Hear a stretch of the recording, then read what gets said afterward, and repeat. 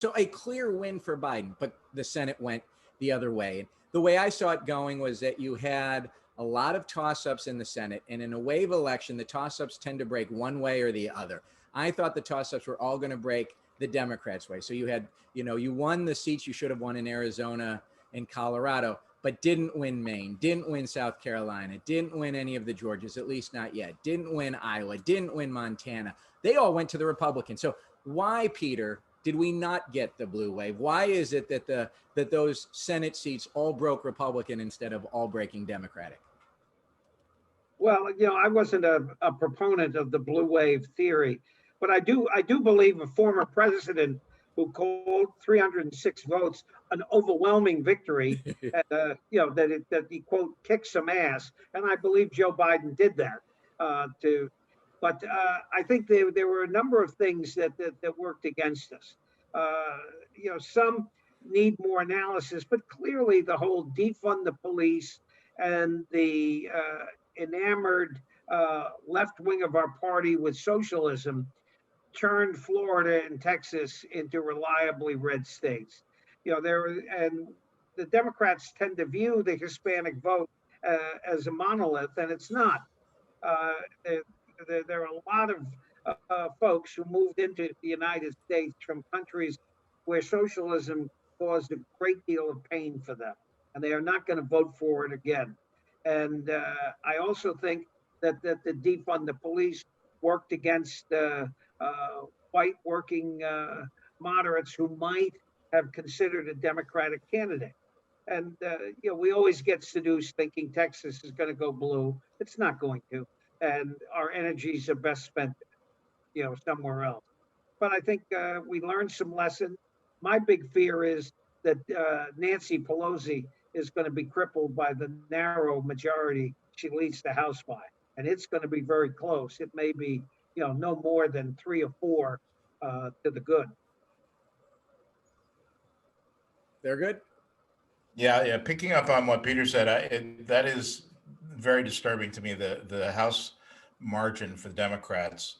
I went into this in the Okun camp on the size of the potential wave, even to the point of believing that we would get in the range of a dozen or more pickups in the House, and that would be enough to cushion the margin that we have in the midterm to hold the House. And so, of course, that did not happen.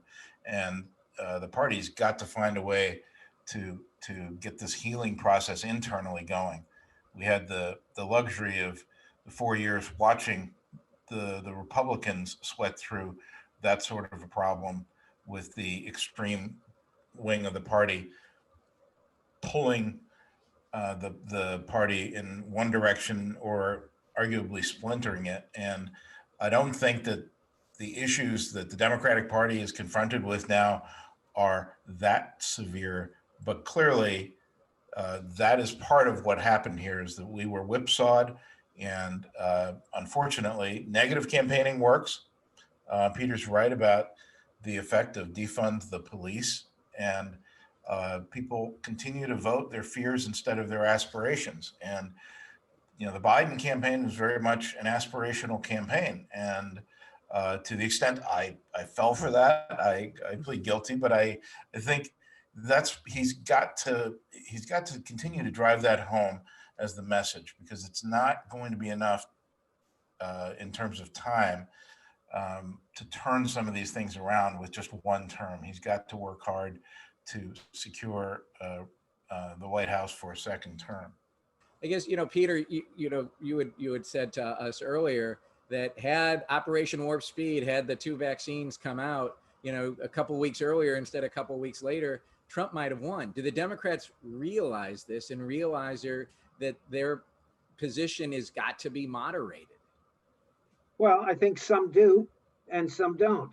That it's quite clear to moderates like Abby Spanberger from Virginia that she almost got beat because of defund the police. She's not going to let that happen again. And I think the speaker is going to have to walk a very fine line. But the Democrats also have to go on the offense. If the Republicans are going to try and define the Democratic left by AOC, then don't the Democrats have to define the Republican right by the two QAnon supporters who are camped out and the ever so reliable Louis Gohmert from Texas? I mean, I think we give them a pass on those bozos.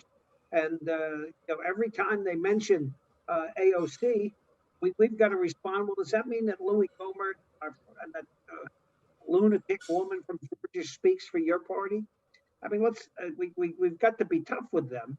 And then one last thing, we learn again that Fox News, Sinclair Broadcasting, and talk radio dominate rural America.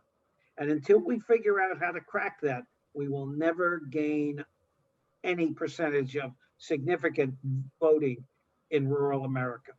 They simply are working under different set of facts. No, well, I don't know that any president has ever come into the White House with a bigger challenge, because you've got COVID and the economy, and you've got to get your party to come together to advance things, and you have to figure out, are you going to work with the Republicans, and are there even Republicans who you're going to be able to work with or not?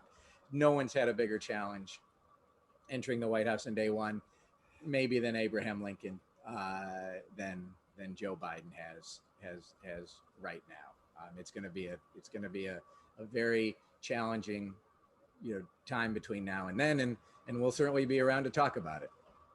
So, well, I mean, and just remember, he's got 65 days.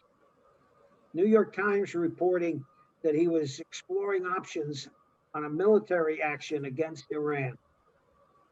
I mean, we're in a very dangerous time. Mm-hmm. Yeah, it's going to be a tumultuous 2 months. Well, hopefully not, but it certainly can shape up that way, both for political reasons, for military reasons, for economic reasons, for health reasons. We didn't really have a lot of time to celebrate this one. No.